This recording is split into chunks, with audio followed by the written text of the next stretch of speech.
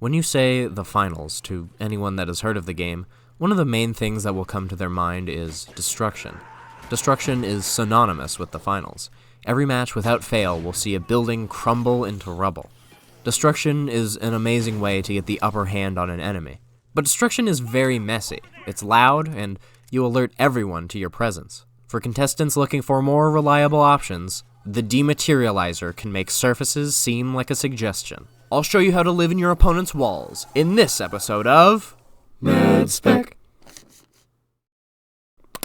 The Dematerializer, one of the more unique specializations the medium class has access to. It's hard to compare this specialization to anything. Even comparing it to destruction is a bit of a stretch because you're never actually destroying anything. But if you're good with using destruction, you'll probably also be good with the Dematerializer as well. Mostly because you get more options with dematerialized surfaces. To learn more about this unique specialization, why don't I just take this wall away and we can look at some med-facts. Med-facts. The first med-fact for today is that the Dematerializer is quick and quiet. In relation to explosives, that is. Destroying surfaces with most utility is messy or feels wasteful. Explosive barrels have to be thrown, then picked up, and then thrown again. RPGs have a cooldown, and if you're too close, you'll damage yourself. But the Dematerializer, by comparison, is such an easy experience. Just press a button, and the surface is immediately gone. The only thing that comes close to this convenience is a sledgehammer on the heavy. But the sledgehammer is loud, and it draws attention. The Dematerializer, by comparison, is very quiet. You also give up your weapon slot on the sledgehammer, which isn't the case with the Dematerializer. Medfact number 2 is that dematerialized surfaces are able to come back. If you wait enough time, the surface will reform, like nothing ever happened. Or you can right-click to reform it immediately, although that does count as using one of your charges. These medfacts by themselves answer the question, what makes the Dematerializer better than conventional forms of destruction? Well, it's the speed, the silence, and the ability to restore dematerialized surfaces that allows for greater plays to be made. One of the biggest uses for destruction is destroying terrain to take a shortcut. Now, this is a great way to catch up to a player running away from you, or to get to an objective quicker. But if you're using it to try and escape, it's scarcely effective, because most players will be able to just chase you through the hole that you created. But the Dematerializer can allow for these getaways to be more common, because you are able to close up the surface behind you, which stops pursuers from being able to chase you. I dub this play the open and shut, and it's really powerful, especially considering what class it's made for. See, the medium has two main movement utility options, the jump pad and the zipline. These are great for when you're with your team because you can grant them a lot of movement. But when you're using it by yourself to get away from enemies, it doesn't get you far because the enemies can also use that utility. Well, the Dematerializer can actually make using mobility options to escape viable because after you move away, you can open and shut to add an extra layer of protection, which will secure your life, especially if your enemy doesn't have anything that destroys walls. This is a very strong use of open and shut, but it's not the only one. If you use open and shut right, you can save a teammate's trophy that's stuck in enemy hands. But the crown jewel of open and shut plays is dropping the objective out of enemy hands, denying their access to it, and stealing, possibly to win the game. This works so well because nobody expects the Dematerializer, and using that unexpected element gives you the advantage in a fight. Most players are aware of the ways that enemies can come, so it's often that they will be focused on mostly one or two main entrances if they can. So when you're using the Dematerializer, try to never take the expected route when fighting someone. Create a new threat by making a new door, or just even take a break and go ice fishing for a bit. I caught a big one. I've got these princess princesses really reel this one in there. Using the Dematerializer constantly will reward you with unexpected kills. You can't heal your team, and you don't have a fourth teammate that has perfect aim, so use the Dematerializer whenever you can in a fight. It opens up so many possibilities that your opponent now has to consider, and it can throw off some of the best players too. Now, hearing all that, hopefully you start to realize the potential of the Dematerializer.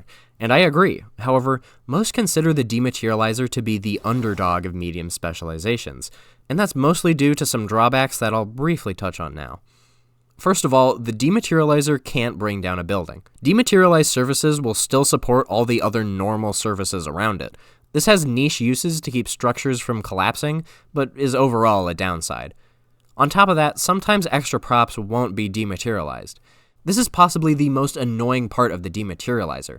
Trying to quickly navigate the map on the fly with the dematerializer is often hindered because of these props, and there are so many possible routes to take that memorizing what walls have these props is nearly impossible.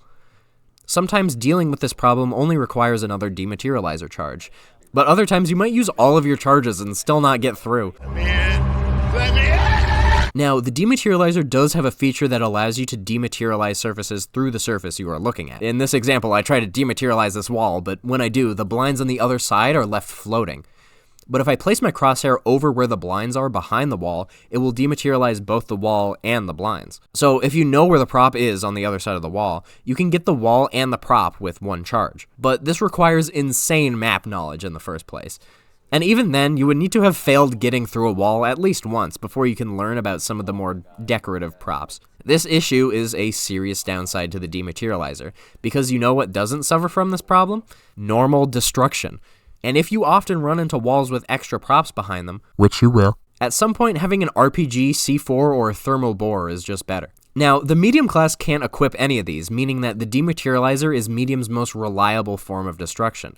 But if you have teammates with multiple forms of destruction, the dematerializer starts looking a lot less useful. Sure, you are quieter than most forms of utility, and you can close up your dematerialized surfaces, but you are going to be scrambling to dematerialize stuff before they blow a hole in the wall. The dematerializer doesn't synergize well with destruction utility, so my advice is use the dematerializer only if your team doesn't have any other options of destroying walls. The dematerializer can be a valid replacement for a heavy's destructive power if you don't have one on your team, but if you do have a heavy, especially if he's running the sledgehammer, the healing beam and the turret suddenly have more use cases than the dematerializer.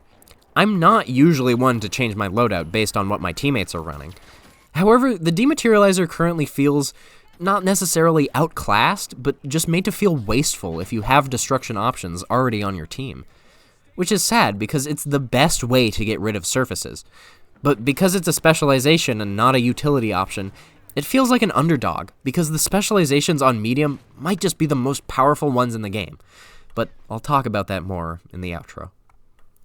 The dematerializer is a fantastic choice for when your team doesn't have any other way of getting through walls. It is, above all, unexpected, and can give you the element of surprise if you commit to using it often while it's equipped. However, the dematerializer begs you to make solo plays, and if the enemy is expecting you, you no longer have the advantage. So you would be better off having a guardian turret fighting by your side, or fighting with your team while sustaining them with the healing beam. If you're new here and want more knowledge on medium specializations, you're in luck, because I have videos in the same style as this one on the healing beam and the turret. Check them out if you like this video. For those returning, thanks for all your support. Also, join the Discord right now and you can see me get completely demolished by a brick. Ciao.